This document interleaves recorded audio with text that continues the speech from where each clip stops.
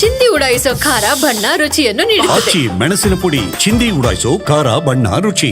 ಚಿನ್ನಸ್ವಾಮಿ ಸ್ಟೇಡಿಯಂನಲ್ಲಿ 11 ಜನ ಸಾವು ಪ್ರಕರಣ. ಬೋರಿಂಗ್ ಆಸ್ಪತ್ರೆಯಲ್ಲಿ 4 ಆರೋಪಿಗಳಿಗೆ ಮೆಡಿಕಲ್ ಟೆಸ್ಟ್.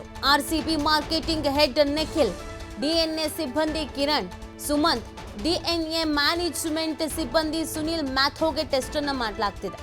ಮೆಡಿಕಲ್ ಟೆಸ್ಟ್ ನ ಬಳಿಕ ನ್ಯಾಯಾಲಯಕ್ಕೆ ಇವ್ರುಗಳನ್ನು ಹಾಜರುಪಡಿಸ್ತಾರೆ. ಈಗ ಯಾರೋ ಒಬ್ರ ಮೇಲೆ ಗೂಬೆ ಕೂರಿಸಲೇಬೇಕು, ಯಾರಾದ್ರೂ ಒಬ್ರು ಇದರ ಜವಾಬ್ದಾರಿಯನ್ನ ಹೊತ್ಕೊಳ್ಳೇಬೇಕಾಗತ್ತೆ. ಇವರು ಮಾರ್ಕೆಟಿಂಗ್ ಡಿಪಾರ್ಟ್ಮೆಂಟ್ ಅವರು. ಸೊ ಅಂದ್ರೆ ಪಕ್ಕ ಪ್ಲಾನ್ಡ್ ಆಗಿ ಇರಬೇಕಾಗಿತ್ತು. ಈಗ RCB ಟೀಮ್ ಬರ್ತಾ ಇದೆ ಅಂತಂದ್ರೆ ಆ ಟೀಮ್ನ ಜವಾಬ್ದಾರಿಯನ್ನು ತೆಗೆದುಕೊಳ್ಬೇಕಾಗಿತ್ತು. ಕಾರ್ಯಕ್ರಮ ಹೇಗಿದೆ ಅಂತ ವಿಚಾರಿಸಬೇಕಾಗಿತ್ತು. ಟಿಕೆಟ್ ವಿಚಾರಕ್ಕೆ ಸಂಬಂಧಪಟ್ಟಂತೆಗೆ ಯಾವುದೇ ಗೊಂದಲಗಳು ಇಲ್ಲದಂತೆ ನೋಡ್ಕೊಳ್ಬೇಕಾಗಿತ್ತು. ಆದರೆ ಇದ್ಯಾವುದನ್ನು ಕೂಡ ಮಾಡಲಿಲ್ಲ. ಹಾಗಾಗಿ ಇದೀಗ ಇವರನ್ನ ನ್ಯಾಯಾಲಯಕ್ಕೆ ಹಾಜರುಪಡಿಸಲಾಗತ್ತೆ. ಮೆಡಿಕಲ್ ಟೆಸ್ಟ್ಗೆ ಕರ್ಕೊಂಡು ಹೋಗಿದ್ದಾರೆ. ಮೆಡಿಕಲ್ ಟೆಸ್ಟ್ ಮುಗಿದ ಬಳಿಕ ಇವರನ್ನ ನ್ಯಾಯಾಲಯಕ್ಕೆ ಹಾಜರುಪಡಿಸಲಾಗತ್ತೆ. ಇವ್ರ ಪಾತ್ರ ಇಲ್ಲಿ ಏನಿರಬಹುದು ಅನ್ನೋದು ಪ್ರಶ್ನೆ ಅಲ್ವಾ. ಈಗ RCB ಟೀಮ್ ಬರ್ತಾ ಇದೆ, ಜೊತೆಗೆ ಇದೊಂದು ಕಾರ್ಯಕ್ರಮ ಇಟ್ಕೊಂಡಿದ್ದೀವಿ ಅಂತ ಅನೌನ್ಸ್ ಮಾಡಿಬಿಡ್ತಾರೆ. ಸೋಷಿಯಲ್ ಮೀಡಿಯಾದಲ್ಲಿ ಇವ್ರುಗಳು ಅಧಿಕೃತವಾಗಿ ಅನೌನ್ಸನ್ನು ಮಾಡ್ತಾರೆ. ಅದೇ ಒಂದು ಕ್ಲಾರಿಟಿ ಅನ್ನೋದನ್ನ ನಮ್ಮ ಜನಕ್ಕೆ ಕೊಡಲ್ಲ. ಅಂದರೆ ಪಾಸಾ ಅಥವಾ ಟಿಕೆಟಾ, ಫ್ರೀನಾ ಏನು ಅಂತ. ಕೆಲವರು ಫ್ರೀ ಅಂತಾನೆ ಟ್ವೀಟ್ ಮಾಡಿಬಿಡ್ತಾರೆ, ಎಲ್ಲರೂ ಭಾಗವಹಿಸಿ ಅಂತ ಟ್ವೀಟ್ ಮಾಡಿಬಿಡ್ತಾರೆ. ಇದರಿಂದ ಜನ ಒಮ್ಮೆಲೆ ಬರ್ತಾರೆ. ಅಲ್ಲಿಗೆ ಪರೋಕ್ಷವಾಗಿ ಇವ್ರುಗಳು ಕೂಡ ಅದಕ್ಕೆ ಕಾರಣ ಅನ್ನೋದು. ಇವ್ರುಗಳು ಟ್ವೀಟ್ ಮಾಡಿದ್ರಿಂದ, ಮಾಹಿತಿಯನ್ನು ಕರೆಕ್ಟಾಗಿ ಹಂಚ್ಕೊಳ್ದೇ ಇದ್ದಿದ್ರಿಂದ ಇವ್ರುಗಳು ಕೂಡ ಅದಕ್ಕೆ ಜವಾಬ್ದಾರಿ ಅನ್ನುವಂಥ ವಿಚಾರದಲ್ಲಿ ಇವ್ರುಗಳನ್ನ ಅರೆಸ್ಟ್ ಮಾಡಿದ್ದಾರೆ. ಈಗ ತನಿಖೆ ಮಾಡ್ತಾರೆ. ಆ್ಯಕ್ಚುಲಾಗಿ ಏನಾಯಿತು, ನಿಮಗೆ ಯಾರು ಹೇಳಿದ್ರು ಈ ಒಂದು ಕಾರ್ಯಕ್ರಮವನ್ನು ಅರೇಂಜ್ ಮಾಡಿ ಅಂತ?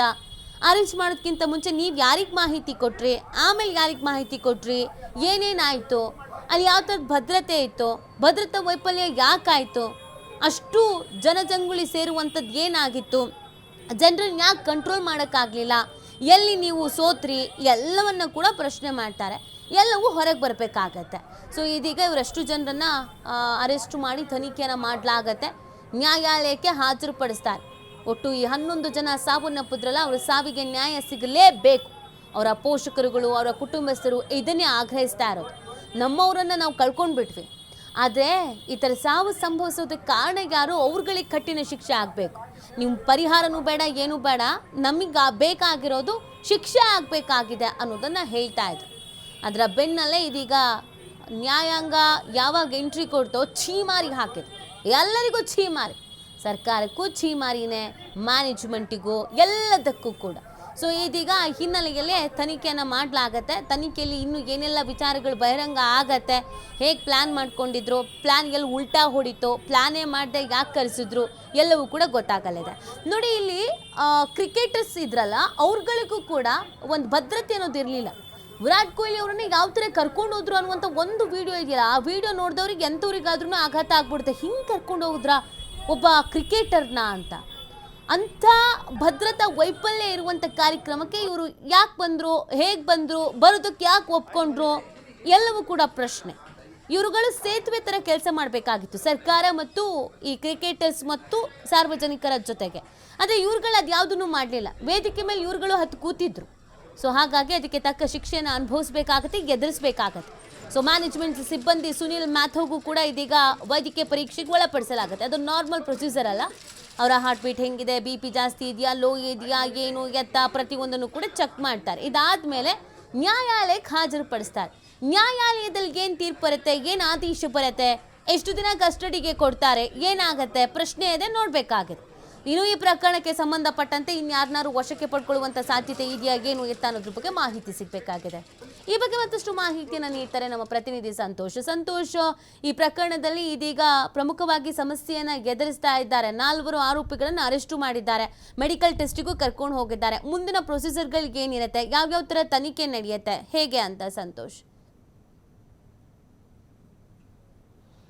ನೀತಿ ಈಗಾಗಲೇ ಏನು ಪ್ರಕರಣ ದಾಖಲಾಗಿರುವ ಬೆನ್ನಲ್ಲೇ ಕಬ್ಬನ್ ಪಾರ್ಕ್ ಪೊಲೀಸರು 4 ಜನ ಆರೋಪಿಗಳನ್ನು ಬಂಧನ ಮಾಡಿರುವಂಥದ್ದು. KSA ಇರ್ಬೋದು, DNA ಇರ್ಬೋದು ಮತ್ತು RCB ಫ್ರಾಂಚೈಸಿಗೆ ಸಂಬಂಧಪಟ್ಟ ಆರೋಪಿಗಳು ಏನಿದ್ದಾರೆ, ಇಡೀ ಪ್ರಕರಣಕ್ಕೆ ಇವರೇ ಪ್ರಮುಖವಾದ ಕಲ್ಪ್ರಿಟ್ಗಳು ಅಂತ ಈಗಾಗಲೇ ಆರೋಪ ಅವ್ರ ಮೇಲೆ ಇರುವಂಥದ್ದು. ಹೀಗಾಗಿ ಅವರ ವಿರುದ್ಧ FIR ದಾಖಲಾಗಿದೆ.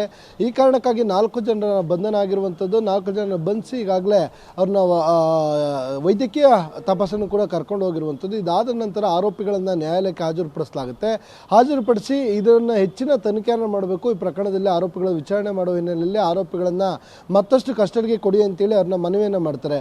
ಇದು ಒಂದು ಭಾಗ. ಆದರೆ ಇಡೀ ಪ್ರಕರಣದಲ್ಲಿ ಇನ್ನು ಉಳಿದಂಥ ಆರೋಪಿಗಳು ಯಾರು KSI ಅವರು ಇರ್ಬೋದು, RCB ಫ್ರಾಂಚೈಸಿ ಅವರು ಇರ್ಬೋದು, DNA ಅವರು ಎಂಟರ್ಟೈನ್ಮೆಂಟ್ ಏನು ಅವರು ಕಾರ್ಯಕ್ರಮ ಆಯೋಜನೆ ಮಾಡ್ತಾಯಿದ್ರು, ಅದರ ಪ್ರಮುಖ ಆರೋಪಿಗಳೇನಿದ್ದಾರೆ ಅವರೆಲ್ಲರನ್ನು ಕೂಡ ಈಗ ಬಂಧನ ಮಾಡಬೇಕಾಗಿದೆ. ಯಾವಾಗ FIR ದಾಖಲಾಗುತ್ತೆ, ದಾಖಲಾದ ಬೆನ್ನಲ್ಲೇ ಏನು ಎಲ್ಲ ಪ್ರಮುಖ ಆರೋಪಿಗಳು ಇಲ್ಲಿಂದ ತಲೆಮರೆಸ್ಕೊಂಡಿರುವಂಥದ್ದು. ಅದ್ರ ಜೊತೆಗೆ ಪೊಲೀಸರು ಈಗಾಗಲೇ ಏನು ಈ ತಂಡಗಳನ್ನು ರಚನೆಯನ್ನು ಮಾಡಿಕೊಂಡು ಆರೋಪಿಗಳ ಮನೆ ಮೇಲೆ, ಆಫೀಸ್ಗಳ ಮೇಲೆ ದಾಳಿಯನ್ನು ನಡೆಸಿರುವಂಥದ್ದು, ಆರೋಪಿಗಳಿಗಾಗಿ ತೀವ್ರ ಹುಡುಕಾಟವನ್ನು ನಡೆಸ್ತಾ ಇರುವಂಥದ್ದು. ಸೊ ಆದರೆ ಆರೋಪಿಗಳಿಗೆ ಯಾವಾಗ ಪ್ರಕರಣದ ತೀವ್ರತೆ ಅರ್ಥವಾಯಿತು, ಬೆಂಗಳೂರು ಪೊಲೀಸ್ ಕಮಿಷನರ್ ಸೇರಿದಂತೆ ಇತರ ಅಧಿಕಾರಿಗಳನ್ನು ಅಮಾನತು ಮಾಡಿದ್ರು. ಯಾವುದೇ ಕಾರಣಕ್ಕೂ ನಮ್ಮನ್ನು ಬಿಡೋದಿಲ್ಲ, ಯಾರೋ ಮುಲಾಜಿಗೂ ಕೂಡ ಈ ಬಾರಿ ಗೌರ್ಮೆಂಟು ಕೇಳೋದಿಲ್ಲ, ನಮ್ಮ ಪ್ರಭಾವ ಕೂಡ ಏನು ಮಾಡಲಿಕ್ಕೆ ಆಗೋದಿಲ್ಲ ಅನ್ನೋದ್ರ ಬಗ್ಗೆ ಅರಿತಂಥ ಆರೋಪಿಗಳು ಈಗಾಗಲೇ ಇಲ್ಲಿಂದ ಎಸ್ಕೇಪ್ ಆಗಿರುವಂಥದ್ದು. ಅಷ್ಟು ಜನ ತಲೆಮರೆಸ್ಕೊಂಡಿದ್ದಾರೆ. ಇನ್ನು ಈಗಾಗಲೇ ಆರೋಪಿಗಳ ಬೆನ್ನ ಹಿಂದೆ ಬಿದ್ದಿರುವಂಥ ಪೊಲೀಸರು ಹೇಗಾದರೂ ಸಂಜೆ ಒಳಗಾಗಿ ಮತ್ತೊಂದಿಷ್ಟು ಆರೋಪಿಗಳನ್ನು ಬಂಧಿಸಿರುವ ಎಲ್ಲ ಸಾಧ್ಯತೆ ಇದೆ. ಮತ್ತು ಸರ್ಕಾರದಿಂದಲೂ ಕೂಡ ಅವ್ರ ಮೇಲೆ, ಪೊಲೀಸರ ಮೇಲೆ ಒತ್ತಡ ಇರುವಂಥದ್ದು. ಆದಷ್ಟು ಬೇಗ ಆರೋಪಿಗಳನ್ನು ಬಂಧಿಸಬೇಕು. ಇದು ಸರ್ಕಾರಕ್ಕಾಗಿರುವ ಬಹುದೊಡ್ಡ ಮುಜುಗರ, ಡ್ಯಾಮೇಜ್ ಏನಿದೆ ಅದನ್ನು ಕಂಟ್ರೋಲ್ ಮಾಡ್ಕೊಳ್ಳಿಕ್ಕೆ ಪೊಲೀಸರ ಮೇಲೆ ಒತ್ತಡಗಳನ್ನು ತರ್ತಾ ಇರುವಂಥದ್ದು. ಸೊ ಇದೆಲ್ಲವೂ ಒಂದು ಕಡೆ ಆದರೆ ಇಡೀ ಪ್ರಕರಣವನ್ನು CIDಗೆ ಹಸ್ತಾಂತರವನ್ನು ಮಾಡಬೇಕು ಅಂತ ಈಗಾಗಲೇ ಸರ್ಕಾರ ನಿರ್ಧಾರ ಮಾಡಿದೆ. ಆದರೆ ಅಧಿಕೃತ ಆದೇಶ ಆಗುವಂಥದ್ದು ಬಾಕಿ ಇರುವಂಥದ್ದು. ಅಧಿಕೃತ ಆದೇಶ ಅಂದರೆ ಏನು, ಆರ್ಡರ್ ಕಾಪಿ ಬಂದ ನಂತರ ಪ್ರೊಸೀಜರ್ಗಳಿರುತ್ತೆ. ಕಬ್ಬನ್ ಪಾರ್ಕ್ ಪೊಲೀಸ್ ಠಾಣೆಯಿಂದ ಆರೋಪಿಗಳನ್ನು ನ್ಯಾಯಾಲಯಕ್ಕೆ ಕೊಟ್ಟು ನ್ಯಾಯಾಲಯದ ಗಮನಕ್ಕೆ ತರಬೇಕಾಗುತ್ತೆ. ಇಡೀ ಪ್ರಕರಣವನ್ನು ಕೋರ್ಟ್ಗೆ CID ಅಧಿಕಾರಿಗಳಿಗೆ ಹಸ್ತಾಂತರವನ್ನು ಮಾಡ್ತಾ ಇದ್ದೀವಿ ಅಂತೇಳಿ ಹಸ್ತಾಂತರವನ್ನು ಮಾಡಬೇಕಾಗುತ್ತೆ. ಇದಾದ ನಂತರ CID ಅಧಿಕಾರಿಗಳ ತಂಡ ಕೂಡ ಆಕ್ಟಿವ್ ಆಗುತ್ತೆ. ಅವರು ಆರೋಪಿಗಳನ್ನು ಬಂಧನ ಮಾಡಲಿಕ್ಕೆ ಮುಂದಾಗ್ತಾರೆ. ಇದಾದ ನಂತರ ಇಡೀ ಘಟನೆಗೆ ಕಾರಣ ಏನು, ಯಾರ್ಯಾರು ಎಲ್ಲಿ ಎಡವಿದ್ರು, ಸೊ ಇದರಲ್ಲಿ 3 ಅಂದರೆ RCB ಫ್ರಾಂಚೈಸಿ, DNA, KSI ಅವರು ಮಾಡಿದಂಥ ಎಡವಟ್ಟುಗಳೇನು, ಇದಕ್ಕೆ ಯಾರ ಸಾಥ್ ಸಿಕ್ಕಿತ್ತು, ಸರ್ಕಾರದ ಕಡೆಯಿಂದನೂ ಎಡವಟ್ಟುಗಳಾಗಿದೆ ಅನ್ನೋದ್ರ ಬಗ್ಗೆ ಕೂಡ ಮಾಹಿತಿಯನ್ನು ಕಲೆ ಹಾಕುವ ಸಾಧ್ಯತೆಗಳಿದೆ. ಇವೆಲ್ಲವನ್ನು ಆಧಾರವಾಗಿಟ್ಕೊಂಡು ಮುಂದಿನ ದಿನಗಳಲ್ಲಿ ಆರೋಪಿಗಳ ವಿರುದ್ಧ ಯಾವ ರೀತಿಯಾಗಿ ಕ್ರಮವನ್ನು ಕೈಗೊಳ್ತಾರೆ ಅನ್ನೋದನ್ನ ಕಾಯ್ದು ನೋಡಬೇಕಾಗುತ್ತೆ ನೀತಿ. ಸಂತೋಷ್, ಈ ಪ್ರಕರಣದಲ್ಲಿ ಕೆಲವರು ಎಸ್ಕೇಪ್ ಆಗಿದ್ದಾರೆ ಅನ್ನೋದ್ರ ಬಗ್ಗೆ ಮಾಹಿತಿ, ಅದರ ಜೊತೆಗೆ ತನಿಖೆ ನಡೆಯುವಂಥ ಸಂದರ್ಭದಲ್ಲಿ ಇನ್ನೊಂದಷ್ಟು ವಿಚಾರಗಳು ಕೂಡ ಹೊರಗೆ ಬರಬಹುದು. ಸೊ ಈ ಪ್ರಕರಣದಲ್ಲಿ ಇನ್ನೂ ಯಾರಿಗಾದ್ರೂ ನೋಟಿಸ್ ಕೊಡುವಂಥದ್ದು, ವಿಚಾರಣೆಗೆ ಹಾಜರಾಗುವಂತೆ ಸೂಚನೆಯನ್ನು ಕೊಡುವಂಥದ್ದು, ಈ ಥರದ್ದೇನಾದ್ರು ಆಗ್ಬೋದಾ? ಯಾಕಂದರೆ ನಾವೀಗ ದೊಡ್ಡ ದೊಡ್ಡ ಉನ್ನತ ಹುದ್ದೆಯಲ್ಲಿದ್ದಂಥ ಪೊಲೀಸರನ್ನು ಕೂಡ ಅಮಾನತು ಮಾಡಿರುವಂಥದ್ದು, ಹರಕೆ ಕುರಿಯನ್ನಾಗಿ ಮಾಡಿರೋದನ್ನು ನೋಡ್ತಾ ಇದ್ದೀವಿ. ಸೊ ಟೋಟಲ್ ಆಗಿ ಈ ಪ್ರಕರಣದಲ್ಲಿ ಇನ್ನು ಯಾವ್ಯಾವ ಆಯಾಮಗಳು ಪಡ್ಕೊಳ್ಬಹುದು ಅಂತ ನೀತಿ ಪ್ರಮುಖವಾಗಿ ಏನಂತ ಹೇಳಿದ್ರೆ, ಮೊದಲು ಇಡೀ ದುರ್ಘಟನೆಗೆ ಕಾರಣಕರ್ತರಾಗಿರುವಂಥ ಆರೋಪಿಗಳು ಯಾರೋ ಇದ್ದರೆ ಅವ್ರನ್ನ ಬಂಧಿಸಬೇಕು. ಇದು ಸರ್ಕಾರದಿಂದ ಬಂದಿರುವಂಥ ಸೂಚನೆ. ಹೀಗಾಗಿ ಅವ್ರು ಯಾರೇ ಇದ್ದರೂ ಕೂಡ ಈ ಅಧಿಕಾರಿಗಳು ಆರೋಪಿಗಳನ್ನು ಬಂಧನ ಮಾಡಬೇಕಾಗುತ್ತೆ. ಹೀಗಾಗಿ ನೋಟಿಸ್ ಕೊಡುವಂಥ ಮಾತೆಲ್ಲ ನೇರವಾಗಿ ಆರೋಪಿಗಳ ಇನ್ವಾಲ್ವ್ಮೆಂಟ್ ಯಾರ್ದು ಕಂಡು ಬರುತ್ತೆ ಅವ್ರನ್ನ ಬಂಧನವನ್ನು ಮಾಡ್ತಾರೆ. ಇನ್ನು ಅದನ್ನು ಹೊರತುಪಡಿಸಿ BCCI ಇರ್ಬೋದು, ಇವರೆಲ್ಲರೂ ಕೂಡ ನೋಟಿಸ್ ಕೊಡುವಂಥ ಸಾಧ್ಯತೆಗಳಿರ್ಬೋದು. IPLಗೆ ಮತ್ತು BCCIಗೆ ಇದು ತುಂಬ ಪ್ರೋಸೆಸ್ ಇರುವಂಥದ್ದು. ಇದಕ್ಕಿನ್ನೂ ಸಾಕಷ್ಟು ಸಮಯಾವಕಾಶ ಇದೆ. ಸೊ ಮೊದಲು ಆರೋಪಿಗಳನ್ನು ಬಂಧಿಸಿ ವಿಚಾರಣೆ ಮಾಡಿ BCCI ಮತ್ತು IPL ಅವರ ಇದರಲ್ಲಿ ಇನ್ವಾಲ್ವ್ಮೆಂಟ್ ಇದೆ, ಅವ್ರಿಗೆ ಇದ್ರ ಬಗ್ಗೆ ಮಾಹಿತಿ ಇತ್ತಾ ಇಲ್ವಾ, ಅವರು ಕೂಡ ಇನ್ವಾಲ್ವ್ ಇದ್ರಾ, ಇವೆಲ್ಲವನ್ನು ಮಾಹಿತಿಯನ್ನು ಕಲೆ ಹಾಕಿ ಅವ್ರಿಗೂ ಕೂಡ ನೋಟಿಸನ್ನು ಕೊಡೋದು, ಅವ್ರನ್ನೂ ಕೂಡ ವಿಚಾರಣೆಗೆ ಕರೀತಾರೆ. ಇಲ್ಲಿ ನೋಟಿಸ್ ಕೊಡೋದ್ರಿಂದ ಪ್ರಮುಖವಾಗಿ KSIನ ಏನೋ ಅಧ್ಯಕ್ಷರು ಇರ್ತಾರೆ, ಉಪಾಧ್ಯಕ್ಷರು, ಸೆಕ್ರೆಟರಿ, ಆಡಳಿತ ಮಂಡಳಿ ಯಾರಿರ್ತಾರೆ ಮತ್ತು ಅದು ಇನ್ಚಾರ್ಜ್, ಸ್ಟೇಡಿಯಂ ಇನ್ಚಾರ್ಜ್ ಇರ್ತಾರೆ, ಅವರು ಅಲ್ಲಿ ಕೆಲಸ ಮಾಡ್ತಿದ್ದರು. DNA ಏನು ಈವೆಂಟ್ಗಳನ್ನು ಮ್ಯಾನೇಜ್ಮೆಂಟ್ ಮಾಡುವಂಥವ್ರು, ಟಿಕೆಟ್ಗಳನ್ನ ಕೊಡುವಂಥವ್ರು, ಸೊ ಅದರ ಜೊತೆಗೆ RCB ಫ್ರಾಂಚೈಸಿ ಏನಿದೆ ಅದರ ಮಾಲೀಕರಿರ್ಬೋದು, ಮ್ಯಾನೇಜರ್ಗಳಿರ್ಬೋದು, ಅಲ್ಲಿ ಕೆಲಸ ಮಾಡೋ ಸಿಬ್ಬಂದಿಗಳಿರ್ಬೋದು, ಸೋಷಿಯಲ್ ಮೀಡಿಯಾ ಹ್ಯಾಂಡಲ್ ಮಾಡ್ತಿದ್ದಂಥ ಸಿಬ್ಬಂದಿಗಳಿರ್ಬೋದು, ಯಾರೆಲ್ಲ ಈ ರೀತಿಯಾಗಿ ಜನರಿಗೆ ಪಬ್ಲಿಕ್ಗೆ ಮಿಸ್ಗೈಡನ್ನು ಮಾಡ್ತಾ ಬಂದರು, ಸೊ ಯಾವುದೇ ಅನುಮತಿ ಇಲ್ಲದೆ ಒಂದು ಮಾಹಿತಿಗಳನ್ನು ಕೊಟ್ಟು ಜನರ ದಿಕ್ಕನ್ನು ತಪ್ಪಿಸಿದ್ರು, ಅಂಥವ್ರ ವಿರುದ್ಧ ಕಠಿಣ ಕ್ರಮವನ್ನು ಕೈಗೊಳ್ಳಬೇಕಾಗತ್ತೆ. ಅವರೆಲ್ಲರ ಬಂಧನ ಮೊದಲಾಗಬೇಕಾಗುತ್ತೆ. ಅದಾದ ನಂತರದಲ್ಲಿ ಹೆಚ್ಚುವರಿಯಾಗಿ ಯಾರೆಲ್ಲ ಇನ್ವಾಲ್ವ್ ಇದ್ರು ಮತ್ತು ಯಾರಿಗೆಲ್ಲ ನೋಟಿಸನ್ನು ಕೊಡಬೇಕು ಅನ್ನೋದು ಆರೋಪಿಗಳ ಬಂಧನದ ಬಳಿಕ ಅವರು ನೀಡುವಂಥ ಹೇಳಿಕೆಗಳೇನಿದೆ ಆ ಹೇಳಿಕೆಗಳನ್ನು ಆಧಾರವಾಗಿ ಇಟ್ಕೊಂಡು ಮತ್ತೊಂದಿಷ್ಟು ಜನಕ್ಕೆ ನೋಟಿಸ್ ಕೊಡ್ತಾರೆ. ಅದರ ಜೊತೆಗೆ ಸಾಕ್ಷ್ಯಾಧಾರಗಳು, ಎವಿಡೆನ್ಸ್ಗಳು ಏನು ಸಿಗುತ್ತೆ, ಡಿಜಿಟಲ್ ಎವಿಡೆನ್ಸ್ಗಳಿರ್ಬೋದು, ಟೆಕ್ನಿಕಲ್ ಎವಿಡೆನ್ಸ್ಗಳಿರ್ಬೋದು, ಇನ್ವಾಲ್ವ್ ಆಗಿರುವಂಥದ್ದು ಇರ್ಬೋದು, ಸ್ಟೇಟ್ಮೆಂಟ್ಗಳಿರ್ಬೋದು, ಈ ಎಲ್ಲ ಎವಿಡೆನ್ಸ್ಗಳನ್ನು ಇಟ್ಕೊಂಡು ಮತ್ತೊಂದಿಷ್ಟು ಜನಕ್ಕೆ ನೋಟಿಸನ್ನು ಕೊಟ್ಟು ವಿಚಾರಣೆ ಮಾಡುವಂಥದ್ದು ನೀತಿ. ಓಕೆ, ಥ್ಯಾಂಕ್ ಯು ಸಂತೋಷ್ ತಮ್ಮ ಡೀಟೇಲ್ಸ್ಗಾಗಿ.